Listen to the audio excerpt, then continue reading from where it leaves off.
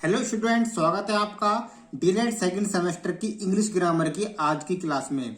तो आज की क्लास में हम चेंज ऑफ सेंटेंस सीखने वाले हैं, सेंटेंस को किस तरह चेंज किया जाता है। लेकिन उससे पहले आपको हेल्पिंग वर्ब याद होनी चाहिए। अगर आपने हेल्पिंग वर्ब समझ ली तो आप इन सेंटेंस को या टेंस को आराम से चेंज कर दोगे। तो पहले हेल्पिंग वर्ब समझते हैं और उसके बाद हम सेंटेंस को बदलना या टेंस को बदलना सीखेंगे। तो टेंस हमने पिछली क्लास में आपको बताया था कि 12 टेंस इस तरह से बनते हैं ये। लेकिन एग्जाम में आपके हिंदी से इंग्लिश बनाई नहीं आएगी, बल्कि टेंस को बदलना आएगा। ठीक है, टेंस को बदलना आता है, पैसिव आता है। तो पहले इस टेंस को बदलना सीखेंगे। तो सबसे पहले हेल्पिंग वर्ब पता होनी चाहिए हमें। हमारे पास 12 टेंस है ये।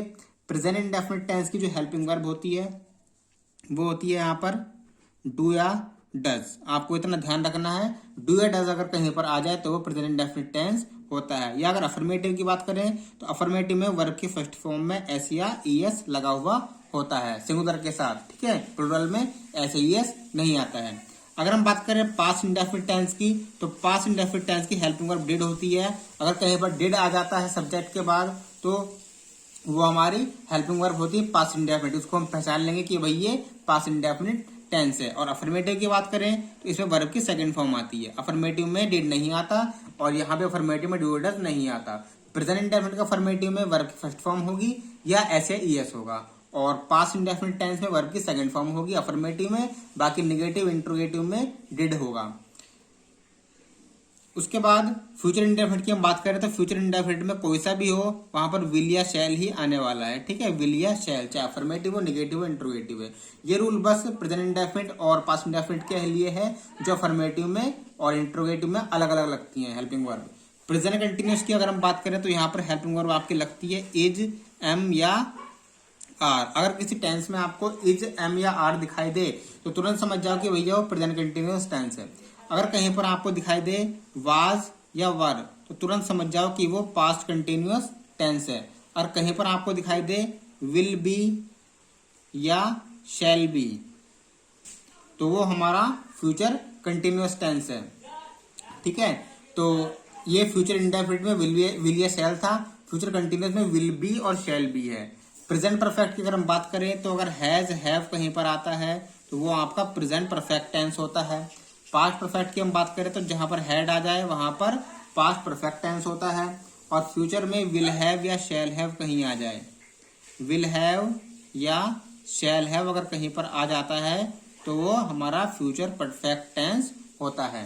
प्रेजेंट परफेक्ट टेंस की हम बात करें तो यहाँ पर क्या होता है, ये सेम टू सेम, वैसे तो ये प्रेजेंट कंटिन्यूअस की तरह होता है, बस फर्क इसमें इतना होता है इसमें हैव बीन और लगता है और वहां पर टाइम दिया होता है। अगर कहीं पर हैज बीन आ जाए, ठीक है, अगर कहीं पर हैज बीन या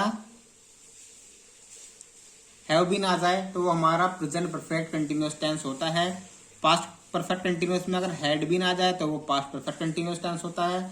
और अगर विल हैव बीन या शैल हैव बीन आ जाए तो वो फ्यूचर परफेक्ट कंटिन्यूअस टेंस होता है। तो आपको इन टेंस के अकॉर्डिंग हेल्पिंग वर्ब एक बार याद कर लेनी है और उसके बाद आपको चेंज करना है। अब सेंटेंस को चेंज करना कैसे होता है, देखिए, he was writing a letter.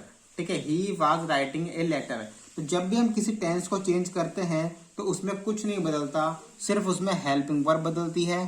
ठीक है, और उसमें वर्ब की फॉर्म बदलती है अगर बदलनी है तो।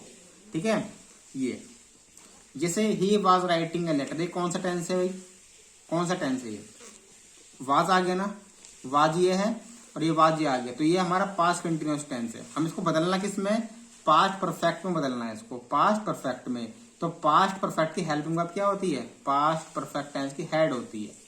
ठीक है, तो ही हैड आ जाएगा वाज की जगह, हेल्पिंग वर्ब वाज है तो हैड आ जाएगा। अब जो पास्ट परफेक्ट टेंस होता है उसमें वर्ब की थर्ड फॉर्म आती है, कौन सी फॉर्म आती है, लेकिन ये कंटिन्यूअस था इसमें आईएनजी फॉर्म आती थी, लेकिन यहाँ पर थर्ड फॉर्म आएगी। ठीक है, ये सब मैं आपको नेक्स्ट वीडियो में बता दूंगा कि किस टेंस में कौन सी फॉर्म आती है। तो वी हैड, राइट की थर्ड फॉर्म होती है written, we had written a letter. इस तरह से जो है इसको हम बदल देंगे। अभी चलिए हम एक क्वेश्चन और ले लेते हैं। Why did they play cricket.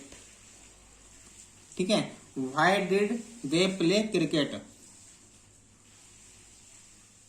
हमें इसको बदलना है फ्यूचर कंटिन्यूस में। तो फ्यूचर कंटिन्यूस में इसको हम कैसे बदलेंगे, फ्यूचर कंटिन्यूस में इसको हम कैसे बदलेंगे, सिर्फ हेल्पिंग वर्ब चेंज होगी और अगर वर्ब चेंज होती है तो वर्ब चेंज होगी। तो वाई का वाई रहेगा, इंट्रोगेटिव है, वाई यहाँ पर ये डिड आ गया, तो डिड कौन सा टेंस होता है, डिड ये होता है पास्ट इंडेफिनिट टेंस। ठीक है, हमें बदलना है इसको फ्यूचर कंटिन्यूस में। तो फ्यूचर कंटिन्यूस में क्या होता है, फ्यूचर कंटिन्यूस टेंस में विल बी या शैल बी आएगा, तो यहाँ पे आ जाएगा will be, why will be. अब ध्यान रखें, विल बी कभी भी निगेटिव में इंट्रोगेटिव में एक साथ नहीं आते, विल के बाद सब्जेक्ट आएगा, दे उसके बाद बी आएगा। अब प्ले फ्यूचर कंटिन्यूस में आईएनजी फॉर्म आती है, इसमें नहीं थी लेकिन इसमें आती है, वो पास्ट इंडेफिनिट था लेकिन यहाँ पर आईएनजी फॉर्म आती है फ्यूचर कंटिन्यूस में। तो why will they be playing cricket. इस तरह से हम जो है सेंटेंस को बदलना सीखते हैं। तो हम 2 एग्जाम्पल और ले लेते हैं। अभी हम टेंस बदलना है, ठीक है, सेंटेंस बदलना हम नेक्स्ट वीडियो में सीखेंगे।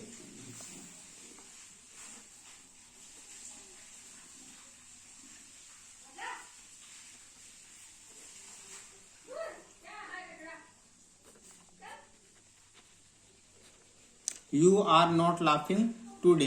ठीक है, ये कौन सा टेंस है भाई, आर आ गया तो प्रेजेंट कंटिन्यूअस है।